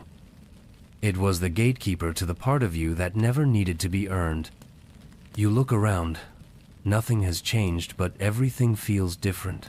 The room is the same, but it meets you as you are, not as you tried to be. You're not better. You're not purer. You're just finally empty enough to be filled with what you really came here for. You don't walk away from the fire. You dissolve into it. And for the first time, you feel whole. There is no ceremony, no gong, no elder in gold-trimmed robes nodding solemnly in approval. Just a gentle tap on your shoulder while you meditate one morning. A young initiato, and you don't recognize the gestures for you to follow. No words. You've come to understand that in this place, the deepest truths do not announce themselves. They simply arrive. You walk through the now familiar halls of the mystery school with bare feet and an unburdened chest. You no longer carry expectations. You no longer interpret signs. You simply are. And because of that, you begin to notice something. Every glyph along the walls seems clearer now, not because they changed, but because you did. You are led to a chamber you've never seen before. It's round, silent, open to the night sky. No roof, just stars. An obsidian circle marks the center, surrounded by 12 seated figures. None of them speak. They don't gesture for you to sit, but you do because your body already knows this is the end, or perhaps the beginning. You wait. Minutes pass, maybe hours. Then it comes, not a voice, not a symbol, but a question. It doesn't come from the circle. It doesn't echo in your ears. It blooms inside your chest like a flower of light. You can't translate it, but you understand it entirely. It asks not what you've learned, not what you've mastered, but something far more subtle. Have you remembered who you are beneath all of this? It doesn't expect an answer. It is the answer. The question is not seeking information. It's offering resonance, and your response isn't verbal, it's vibrational. You sit, eyes closed, and let the essence of your being rise to meet it. There is no performance here. No reward for saying the right thing. Only truth or not truth. Presence or absence. And you realize with gentle awe that the real purpose of the mystery school wasn't to fill you with knowledge. It was to subtract everything that wasn't you. All the borrowed beliefs. All the protective masks. All the spiritual personas you thought would get you closer to God. One by one, they were peeled away until only this remained: silence, clarity, breath. The figures risen not in judgment, but in acknowledgement. The question dissolves into your body like a final key turning in an ancient lock. You are not given a title. You are not declared graduated. You are simply left alone in the starlit chamber. But you don't feel alone. You feel more held, more whole, more you than ever before. You walk out of the temple with no destination, no mission. just presence. And from this day forward, every leaf, every cloud, every stranger's eyes will carry the same truth. You were never meant to become anything. You were only meant to remember. And now, you have. You don't know how long it's been since the last ritual. Time no longer wraps itself around days or nights. It simply stretches, folds, and dissolves. You're meditating alone in a side chamber lined with smooth stone and lined with warm breathing walls that feel like a womb carved out of the earth. It's here the elders leave you not with instruction, but with one cryptic phrase. Stay in the silence between heartbeats. You nod, unsure. You've been silent before still, patient, breath-aware. But this is different, because the silence they're referring to isn't metaphorical. It's not just a pause in conversation or a mindful breath between tasks. It's the exact space between the thump and the echo of your pulse. The liminal space, the nowhere space. The micro-death between moments that feels like it should not exist and yet somehow does. So you listen, not to sound, but to absence. At first, it's maddening. You hear everything else, your stomach, your thoughts, the air shifting against the walls, the ghost memories of old conversations echoing through your skull like half-remembered dreams. Your attention jumps like a fly, unable to land on stillness. You wonder if the instruction was a metaphor, some spiritual riddle. But the deeper part of you knows better. You focus again, one heartbeat, then another, then the space between them. It's like threading a needle with a strand of wind. You begin to feel the edges of itin invisible silence, a pause so narrow it could split you in half. It's not just quiet's presence in its rawest form. There's no story in that space, no history, no future. Just awareness without an object, and it hurts, somehow. Because everything you've built your identity on, your thoughts, emotions, dreams can't follow you in there. And yet you stay. 1 second, 2, then 5, time melts. The silence between beats begins to widen not because your heart slows, but because your perception expands. You're not squeezing into the gap. You're becoming the space itself. It's terrifying. It's ecstatic. It's everything you feared and hoped God would feel like. And in that state, a strange thing happens. You start to hear things inside the silence. Not voices, not messages, but remembrance, like a soundless bell ringing across lifetimes. You remember how many times you've chased truth in books, in temples, in pain when it was always hiding between the beats of your own living body. You stay there for what feels like eternity. When you finally open your eyes, you're not back. Because there is no back. There's only the version of you that now knows how to dwell in the center of the void without flinching. No one greets you. No elder congratulates you. But when you rejoin the others, they bow not in reverence, but in recognition. They know where you've been, and they know most never return from it unchanged. It's sunrise, or something like it. The sky above the temple has no consistent sun-just pulses of radiance that shimmer in rhythm with something deeper than day and night. You're invited into a chamber made entirely of prisms, walls, floor, ceiling. Everything is glass cut into impossible geometries. As soon as you step in, your body casts 1,000 reflections. You see yourself from every angle, tall, bent, radiant, fractured, and it overwhelms you. This is not a lesson in vanity. This is a lesson in discernment. A soft tone fills the room, no melody. Just vibration. The prisms respond, light bends, shapes shift, and suddenly, your reflections are no longer yours. They become younger, older, thinner, darker, more beautiful, more monstrous. With every slight adjustment in the tone, the light rearranges what you see and what you believe. And that's when the elder speaks from behind you. Light can lie. You blink. But I thought light was truth. Light is a carrier, he says. It shows you what it's instructed to reveal. But frequency is the language underneath the illusion. He strikes a tuning fork. The hum rises through your bones. You close your eyes. In that moment, all the reflections disappear, not because the light changed, but because you stopped looking with eyes and started listening with presence. You begin to understand. Light is how reality dresses itself, but frequency is how it speaks. And not all light tells the truth. It can be bent, filtered, fractured. A glow can feel warm and still mislead. An image can be beautiful and still be hollow. You recall every time you chased a shining path, only to find it empty. Every spiritual persona you admired who glowed like a lantern but vibrated like a predator. You remember how easy it was to be dazzled. How hard it was to feel past the dazzle.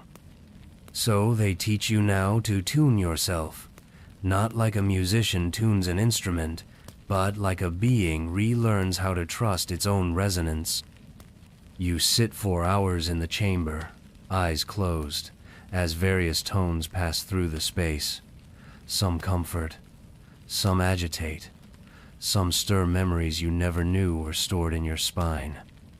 You're asked not to analyze only, to feel. You begin to map your internal response to each vibration, where it lands, what it awakens, what it silences.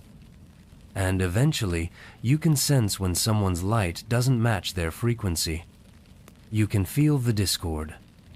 And you can feel when someone is true, even if they are dull, quiet, and overlooked by most. This becomes your compass. Not charisma, not appearance, not eloquence, resonance. And in a world obsessed with how things look, this becomes the most radical kind of seeing. You emerge from the prism chamber with new eyes, no longer seeking the brightest glow, but the deepest tone. You wake in the middle of the night, or at least you think it's night. The stars above the open chamber pulse faintly, and there's a stillness in the air that feels less like sleep and more like expectation. You step outside barefoot, drawn by something you can't explain. The hallway curves where it didn't yesterday. Doors appear where there were none. It's as if the temple itself is breathing, changing, responding not to your thoughts, but to your state. You walk in silence through hallways of obsidian and lapis lazuli, past glyphs you can finally understand without reading. The walls hum faintly, the floor radiates warmth, and it occurs to you that you've never questioned how this temple was built. The materials, the workers, the origin. It was always just here, ancient and eternal, as though it manifested from some other dimension. But now something clicks. You enter a chamber that wasn't there yesterday. It's empty. Just a single polished stone in the center. On instinct, you sit. And as your eyes close, the walls around you begin to dissolve the knot, collapse, but dissolve like mist. What remains is not destruction, but remembrance.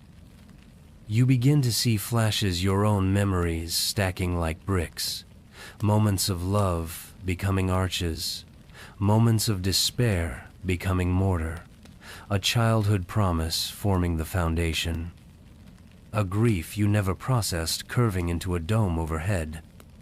It hits you with force. You didn't walk into this temple, you walked into yourself.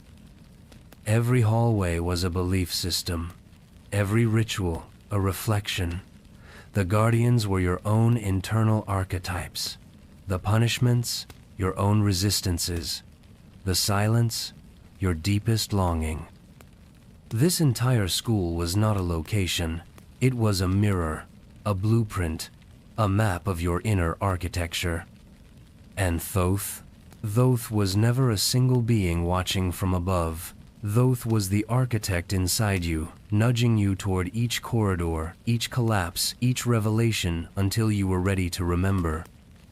That's why the temple shifted. That's why rooms only appeared when you were ready. Because the temple didn't teach you anything new. It simply unveiled what you already carried. You look around now not with eyes but with awareness. The stone beneath you begins to dissolve too. Your body doesn't fall. You remain suspended in something deeper than form, a structure without material. A sanctuary built from memory, intention, pain, and prayer. You realize this mystery school was never about mastering teachings.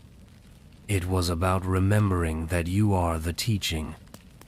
And for a moment, you cry not from sadness, not from joy, but from the exquisite pressure of recognition. Because how could you have forgotten something this sacred? How could you have doubted that your very being was already a holy temple? The illusions return as walls, the structure reforms. But now, you walk its halls with reverent seno, because they're ancient, but because they are you. There is a final summit you're asked to climb. It's not a mountain of stone, but of awareness and ascent, not of feet, but of focus. One of the elders simply places their hand on your chest, looks into your eyes and says, "The universe is a question, find out what kind." You expect riddles, symbols, ancient codes etched into stars. Instead, you find yourself walking alone into a vast open plain, no buildings, no torches, no whispers of ritual, just you. And sky, and time. A breeze moves across your skin, but no other stimuli remain. It feels like a blank page stretching in every direction. At first, it's disorienting. You've grown used to symbols. You've been trained to decode. You've become fluent in metaphor. But here, the teachings vanish, and something far older takes their place. The silence starts to feel like listening. Not passive, not empty, but expectant. You sit cross-legged on the earth and close your eyes, not to escape but to tune in, and slowly, something begins to resonate from the heavens, not from your thoughts, but from the space between them. A feeling, subtle at first, like being asked something, but without language, like the cosmos is leaning in, breathless, waiting not to be worshipped, but to be met. And that's when it hits you. The universe has never been a command. It's always been a question. Every star, a spark asking, "Can you see?" Every storm a howl asking, "Can you feel?" Every moment of love a whisper, "Can you remember?" Every heartbreak a cry, "Will you come back?" The universe isn't trying to dominate you. It's courting you. It's always been asking, "Will you say yes to this?" Not this as in some divine mission, but this as in you-us, in now-us, in the rawness of being alive, in a body, on a planet, spinning in infinite dark, lit only by your willingness to answer. And so you do. Not with words, not even with silence, but with presence. You say yes by remaining still. You say yes by not looking away. You say yes by letting your breath sink to the movement of the trees, the stars, the ache in your chest.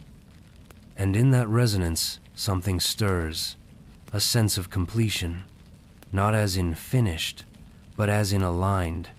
You have not solved the riddle, you have become it.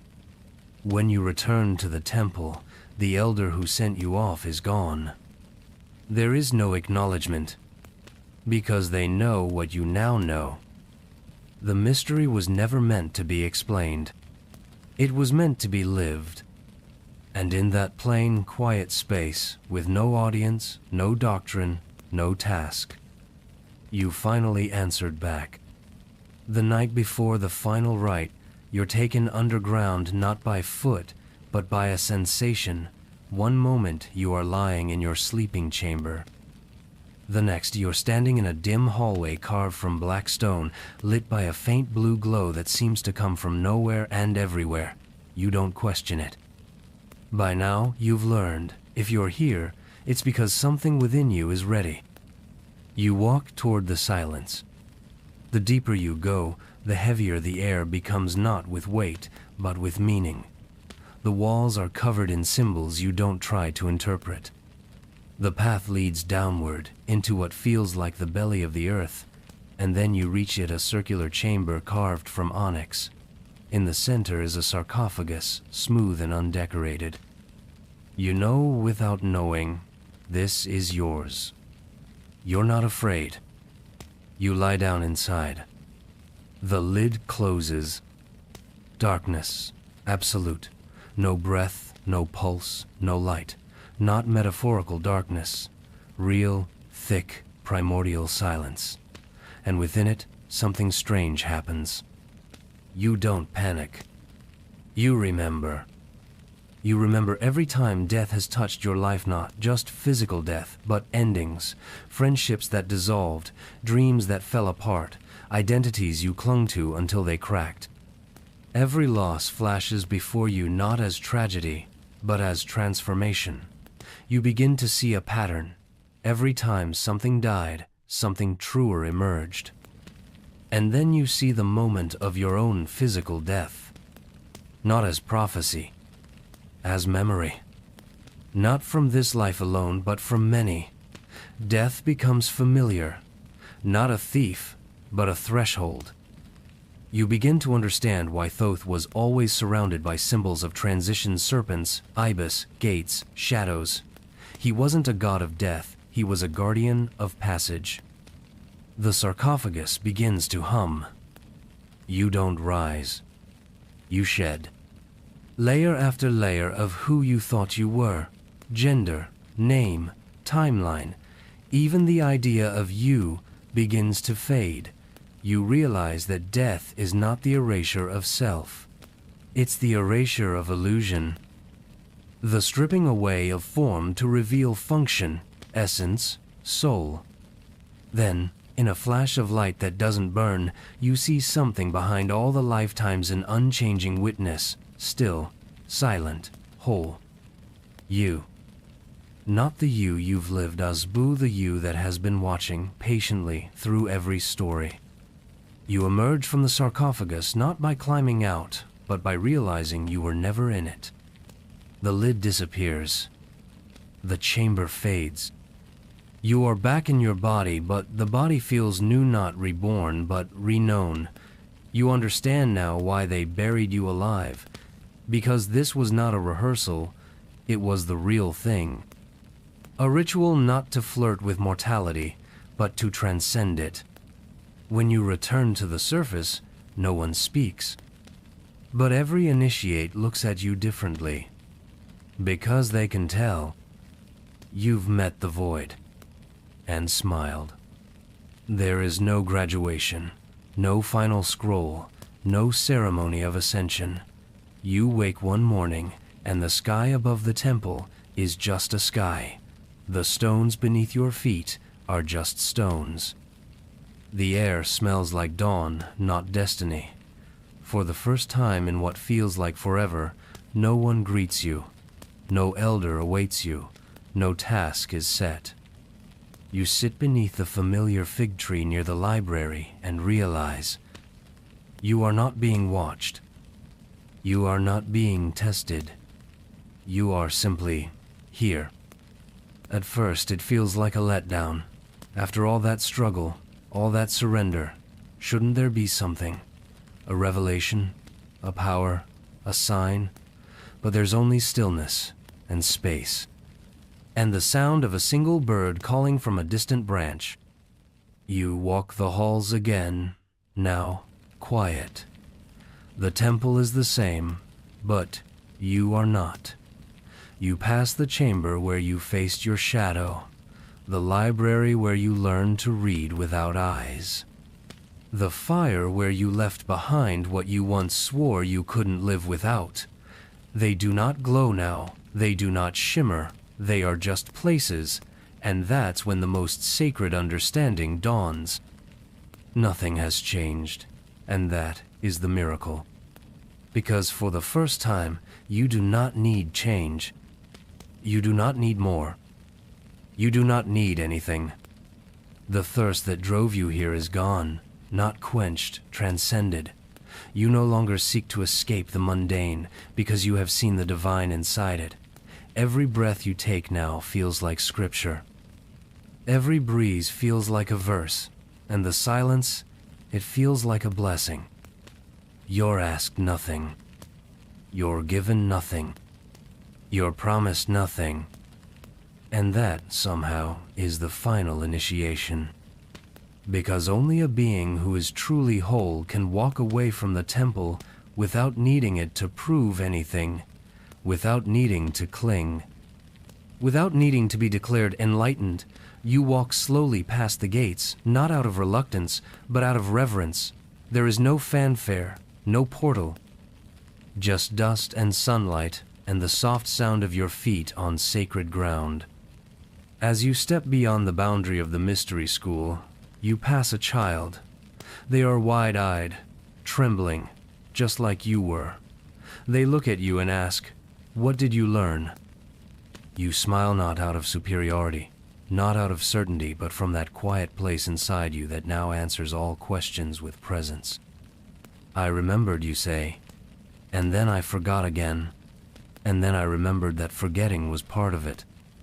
The child doesn't understand, but they will. You keep walking, not because you're finished, but because the path never ends. The mystery doesn't dissolve. You just become comfortable walking inside it. And as the temple disappears behind you, you finally understand why most don't last a day in Thoth school. Because the real lesson is learning how to walk away without looking back.